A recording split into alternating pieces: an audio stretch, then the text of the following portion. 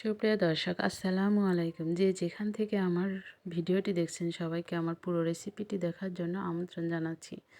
আজকে আমি আপনাদের সামনে নিয়ে হাজির হলাম গরুর কলিজা ভুনা। এভাবে আপনারা গরুর কলিজা ভুনা করে খেয়ে দেখবেন, অসম্ভব মজা হয়।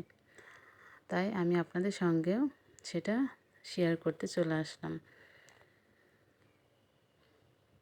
প্রথমে আমি গরুর কলিজা কীভাবে পরিষ্কার করতে হয় সেটা দেখাবো। প্রথমে একটি পাত্রে আমি পানি বসিয়ে দিয়েছি। পানিটা একটু গরম হলে আমি কলিজাগুলো পানিতে দিয়ে দিব, কারণ কলিজার ভিতর অনেক সময় ব্লাড থাকে আর কলিজার ভিতরে ময়লা থাকে। আপনি গরম পানিতে দেওয়ার পর কিছুক্ষণ নেড়ে চেড়ে দেখবেন যে এর ভিতর থেকে কেমন যেন ময়লা পানি বের হচ্ছে। দেখুন, আপনারা নিজেই দেখুন যে কি অবস্থা, ব্লাড বের হচ্ছে, ময়লা বের হচ্ছে। আর এগুলোর কারণেই কলিজা ভুনা অনেক সময় আপনারা করে দেখবেন যে করে খেয়ে দেখবেন যে তিতা লাগে। কলিজা যদি আপনি এভাবে পরিষ্কার না করেন সেই কলিজা তিতা লাগবে। তো আমি গরম পানি থেকে উঠিয়ে নিয়ে আবার ঠান্ডা পানি দিয়ে অনেকক্ষণ এভাবে ধুয়ে ধুয়ে পরিষ্কার করে নিয়েছি। যতক্ষণ পর্যন্ত আপনার পরিষ্কার পানি না বের হবে ততক্ষণ পর্যন্ত আপনারা এভাবে ধুতে থাকবেন। যখন একদম ফ্রেশ পানি বের হবে তখন আপনারা এই কলিজাগুলো ছোট করে কেটে রান্নার জন্য রেডি করবেন। তো আমিও সেটাই করলাম, একদম পরিষ্কার করে অফ ক্যামেরায় আমি আরও ধুয়ে নিয়েছি। নিয়ে অফ ক্যামেরায় আমি কলিজাগুলো ছোট ছোট করে কেটে নিয়েছি। এখন আমি একটি ফ্রাই প্যান কড়াই চুলায় বসিয়ে তেল দিয়ে দিলাম। তেল গরম হয়ে এলে মশলাগুলো দিয়ে দেব। এখানে আছে এলাচ, দারচিনি, তেজপাতা, লবঙ্গ, গোলমরিচ। যার যার পরিমাণ মতো দিয়ে দিবেন। কতটুকু কলিজা সেই পরিমাণ মতো আপনারা মশলা দিয়ে দেবেন। আমার এখানে আধা কেজির মতো কলিজা ছিল, আমি তাই এই পরিমাণ দিয়ে দিয়েছি। এটা এই মশলাগুলো থেকে একটা অ্যারোমা বের হবে, তখন আমরা দিয়ে দিব পেঁয়াজ কুচি। পেঁয়াজ কুচি নেড়ে চেড়ে যখন ব্রাউন হয়ে আসবে তখন দিয়ে দিব বাদবাকি উপকরণ। তো বলে দেই, যদি আমার রেসিপিটি ভালো লাগে তাহলে লাইক করবেন, শেয়ার করবেন, কমেন্ট করে জানাবেন। আপনারা বাসায় অবশ্যই রান্না করে কমেন্টের মাধ্যমে জানাবেন যে কেমন হয়েছে। আর যারা আমার চ্যানেলে নতুন তারা অবশ্যই আমার চ্যানেলটিকে সাবস্ক্রাইব করে দিবেন। ভালোবেসে পাশে থাকবেন, সবাই আমাকে সাপোর্ট করবেন যেন আমি আরও নতুন নতুন রেসিপি আপনাদের সামনে নিয়ে আসতে পারি।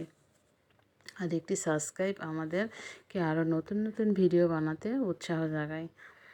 তো বন্ধুরা, আমার এই পেঁয়াজগুলো ব্রাউন হয়ে আসছে। এখন আমি দিয়ে দিলাম 1 টেবিল পরিমাণ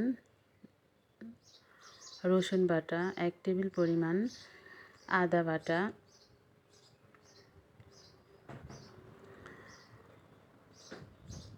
আর 1 টেবিল পরিমাণ জিরা বাটা।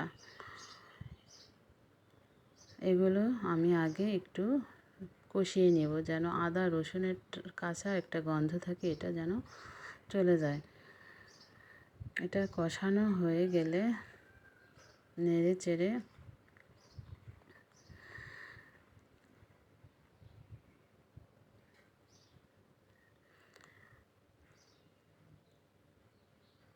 এখন দিয়ে দিব সামান্য পরিমাণ পানি, যেন মশলাটা পুড়ে না যায়। এখন আমি দিয়ে দিলাম এখানে পরিমাণ মতো হলুদ গুঁড়ো, মরিচ গুঁড়ো, লবণ, ধনিয়া গুঁড়ো আর রাঁধুনি রেডি মিক্স যে মশলাটা পাওয়া যায় প্যাকেট, সেটা এখানে শুকনো মরিচ গুঁড়ো দিয়ে দিয়েছি 2 চা চামচ, হলুদ গুঁড়ো দিয়ে দিয়েছি 1 চা চামচ, ধনিয়া গুঁড়া 1 চা চামচ, আর রাঁধুনি রেডি মিক্সের গুঁড়া 1/2 চা চামচ, পরিমাণ মতো লবণ দিয়ে কষিয়ে নিয়ে যখন তেলটা উপরে ভেসে উঠেছে তখন আমি দিয়ে দিলাম ধুয়ে রাখা কলিজাগুলো দিয়ে আমি অনেকক্ষণ কষিয়ে নিয়েছি। আবার চলে আসলাম 10 মিনিট পর। এভাবেই কলিজাগুলো কষিয়ে নেব অনবরত। সাথে আমি দিয়ে দিয়েছিলাম কিছু পরিমাণ কাঁচামরিচ। আপনারা চাইলে কাঁচামরিচ দিয়েও দিতে পারেন, স্কিপ করলেও করতে পারেন।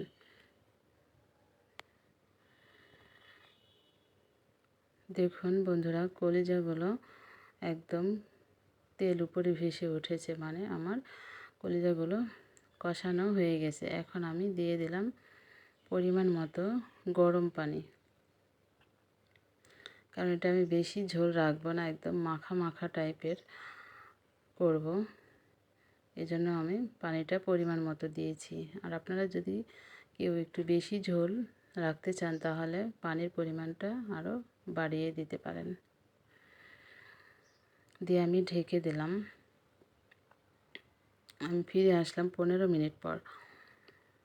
এ পর্যায়ে পানিটা অনেকটাই শুকিয়ে গিয়েছে, তেল উপরে ভেসে আসছে। আমার রান্নাটা কমপ্লিট হয়ে গেছে। এভাবে বাসায় রান্না করে অবশ্যই আমাকে কমেন্টের মাধ্যমে জানাবেন যে আপনাদের কেমন হয়েছে। আর যদি কোনো কিছু জানতে চান তাহলে আমাকে কমেন্ট করে অবশ্যই জানাবেন, আমি উত্তর দেওয়ার চেষ্টা করব। আজ এই পর্যন্ত, আল্লাহ হাফেজ।